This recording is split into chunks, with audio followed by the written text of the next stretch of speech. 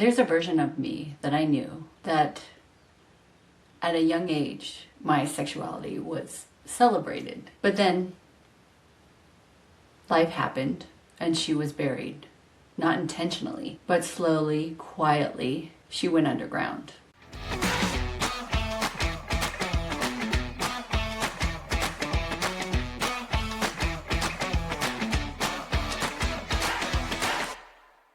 And since Adam is out today, busy traveling, I thought I'd tell you about that story. And then I want to give you some practical tools so that you can use them. Because I believe the path back to yourself starts with your body, not in your head. So when I was about 16, I was in therapy for an eating disorder, and I was one of the quiet ones in my house, and I needed some extra support. And my therapist was a little bit more unconventional. We had a relationship for about 2 years at this point, and I had shared with her reluctantly that I was sexually active, and I hid the fact that I actually enjoyed it, and I was so worried about the repercussions of what she was going to say next, because in my head, in my world, that is bad. I am bad. I am a bad person, and that I should not think that way. And everything was, I was already blaming and shaming myself. And she looked at me and she's like, "You like it too?" And she would ruffle up her hair and she like, "Oh my gosh, that's amazing."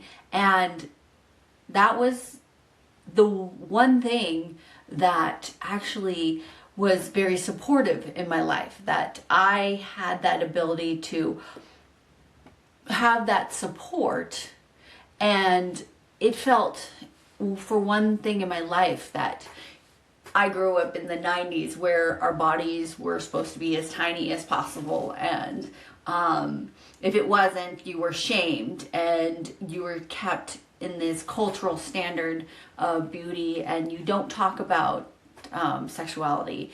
And for the first time that was celebrated, I felt like this level, this of freedom, this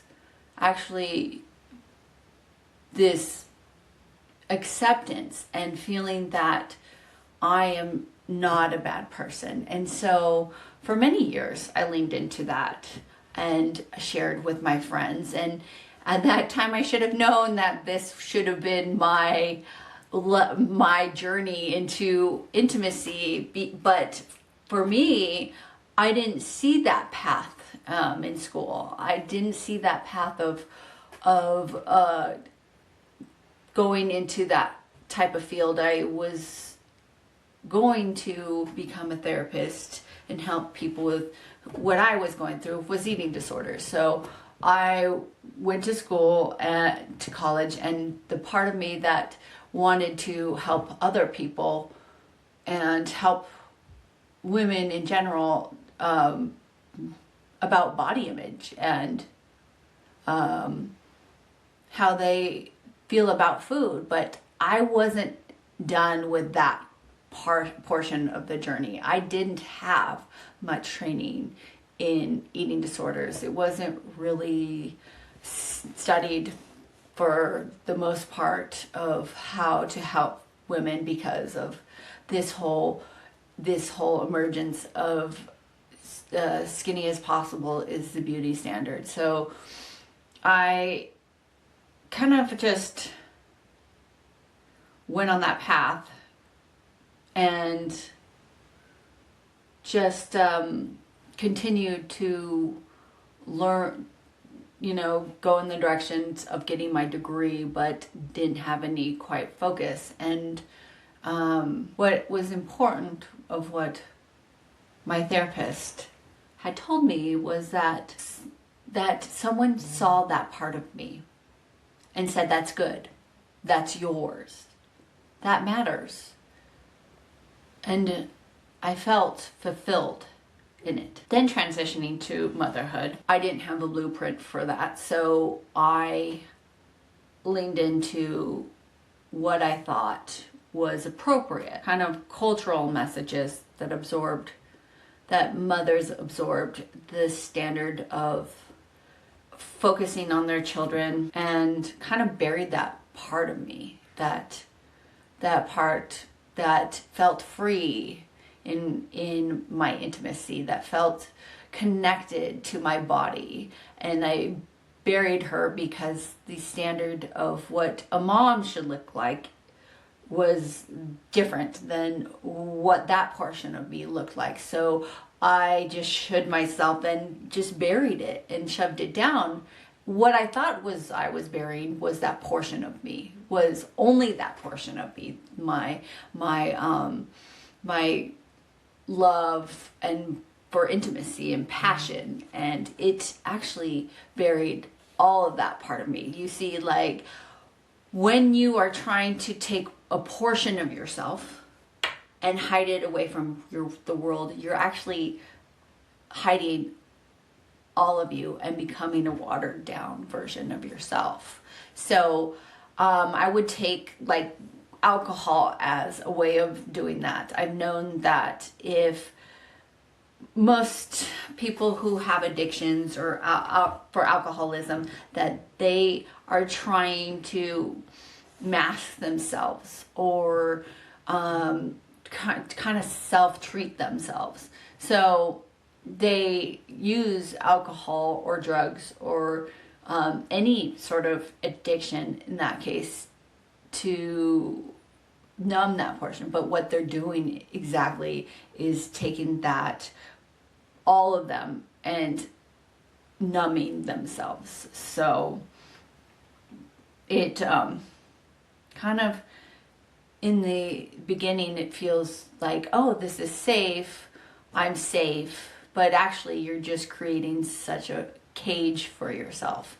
And then you can't just selectively mute yourself. You mute all of yourself. And what went along with that mute was my desire, my playfulness, my adventurous side, and my passion, and creative energy and joy, because I thought that I needed to grow up. I needed to be this figure, this kind of statuesque figure of what mothers should look like, and let go of that playful, joyful side of me and become an adult. And adults don't follow their passions. They do the work that needs to be done and follow that sort of path to getting the house and having the perfect, picture perfect life. But what mainly is the focus of this numbness was that I didn't just lose my sexuality. I was losing my aliveness. And I felt that drain of what I thought the world expected of me. But then one day I was listening to podcasts, and it happened to have Emily Morris on it. She was referring to her own podcast about sex with Emily. And what surprised me most was that portion that I heard from my therapist come back into play, that aliveness, that not shaming who you are and how you want to be in this world and what your fantasies are. And it made me feel that I was not alone. And that there are other people out there like me who are passionate, and for something that started that spark again inside me of that joy of intimacy and passion and creativity and playfulness. And for the first time in a long time, it felt very safe. It felt like I was fine. I realized I wasn't broken. I was just buried. And what I found in that thawing out, that it wasn't up here. I've had on and off therapy for about since I was 14, and it wasn't. And what I realized was that what I realized was that it just didn't come back, the sensual side, the intimacy. What came back was all of me, the playfulness, the aliveness, the adventurous, and also was some of the anxiety that I had buried along with it, that I wasn't able to feel. And that first scared me. I thought that, oh no, this is coming up. I don't like to feel these feelings. I don't like to feel the anxiousness. And for some time, I was overwhelmed by what came up. I was in discomfort with what came up.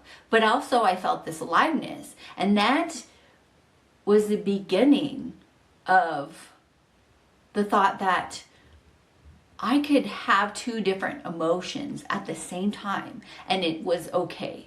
It was okay that I could feel this aliveness, this adventurous side in my body, this excitement. And also I could feel this fear that came up along with it. The anxiety that I also had buried down too. And it was okay to feel both of those. And it wasn't just about sex. It's about being fully alive, turning on all parts of me. Because the desire wasn't a distraction. It was a current that ran through me. And what I'm hoping from the takeaway of this story about me feeling alive when I was in my teenage years, and then the bearing of that because I was doing it to be of what was expected of me, and then that resurrection of feeling it all over again and leaning into it. And now I know that not just telling the story is important, but giving you homework. Yes, homework.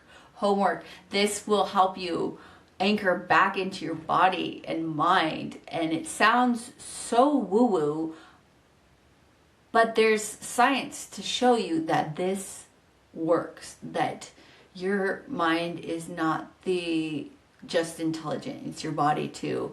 And living life to the fully is not just in your head, it's your whole entire body. And that is something important that a lot of people are missing today. And they understand that the numbness feels safe and secure, and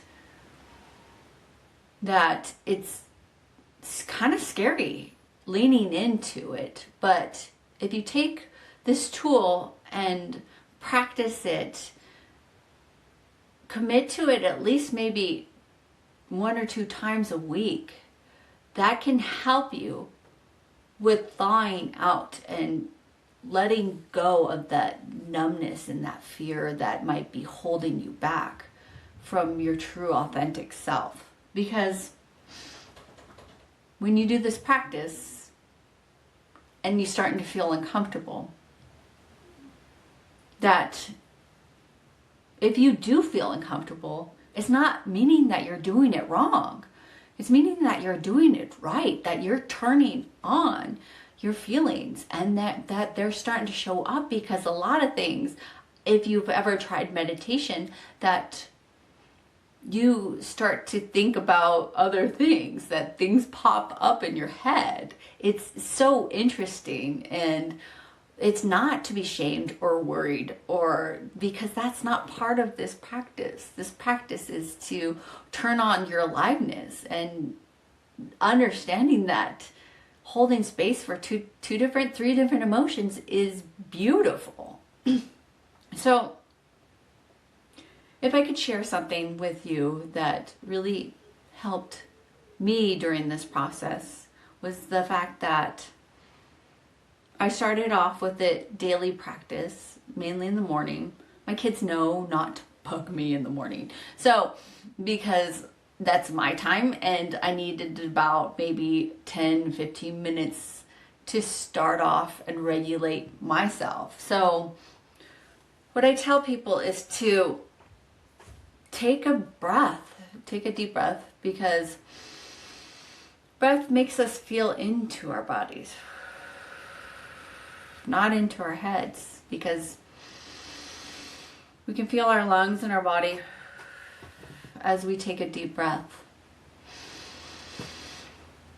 And that helps center us, to tell our body that, hello, it's not scary, it's safe to be in here. And as you are taking a deep breath, it's like, if feelings start to come up that are uncomfortable, you can say to yourself, it's safe being here. It's safe to be in my body. And repeat that as many times as you need to. That affirmation to be, it's okay. It's okay to be here. Because when we slow down, we can start to feel more. And when we feel more, we can make better decisions from that place. And most of the time, as you're telling yourself that you are safe, imagine your favorite place to be. It can be imaginary, or it can be a real place. Say, like, one of my favorite places is to be on the beach. And I can imagine myself, as I close my eyes, that I can feel the sand in my toes, and I can hear the waves crashing onto the shore, and the sun on my face, and the wind, and smell the fresh air. And it centers me, and it grounds me in that safe place that's in here in my body, that keeps us. And that's the best part of intimacy, is to be in your own body. That's where it starts. It doesn't start with your partner or your spouse. It starts within yourself.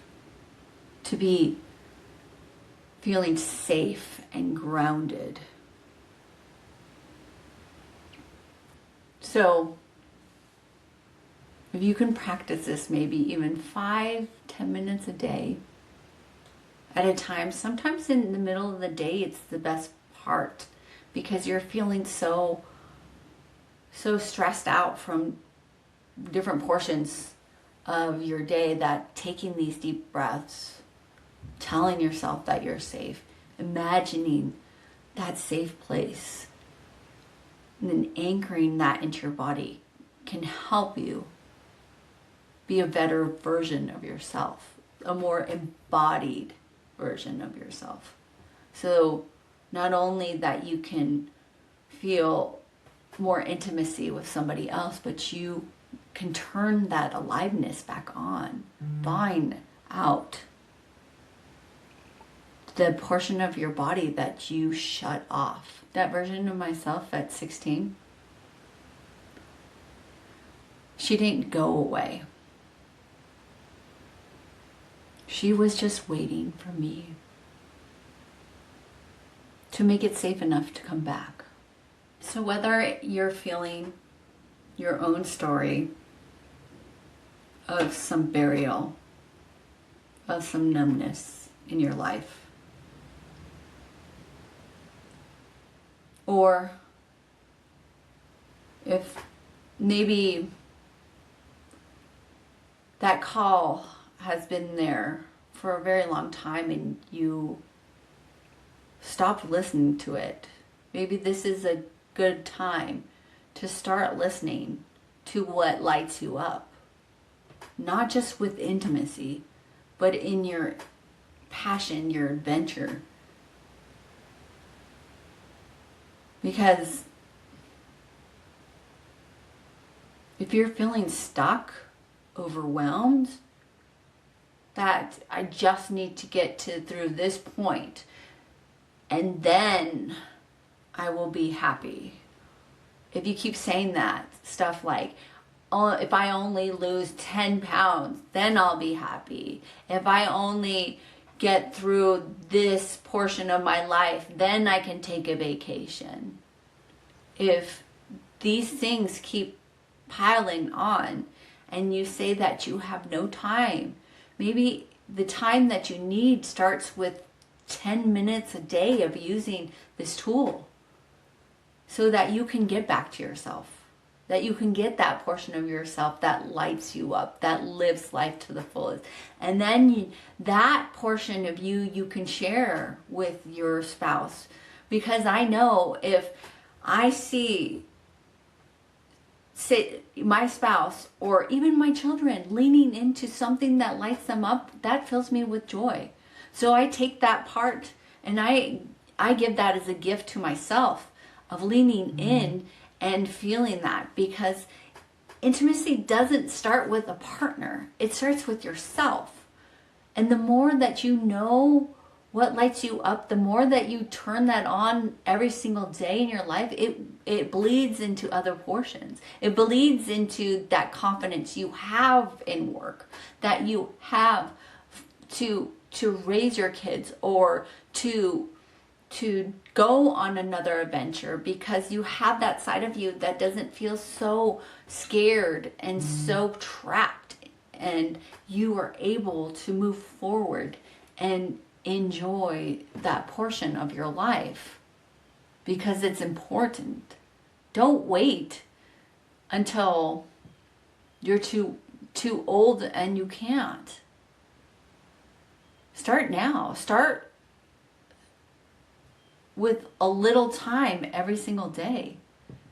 When you build that safety in your body, everything else will turn on. Yes, it feels uncomfortable at first, because that is part of growth, is feeling uncomfortable. And again, I want to stress that when you feel uncomfortable, that's not meaning you're doing it wrong. You're doing it right.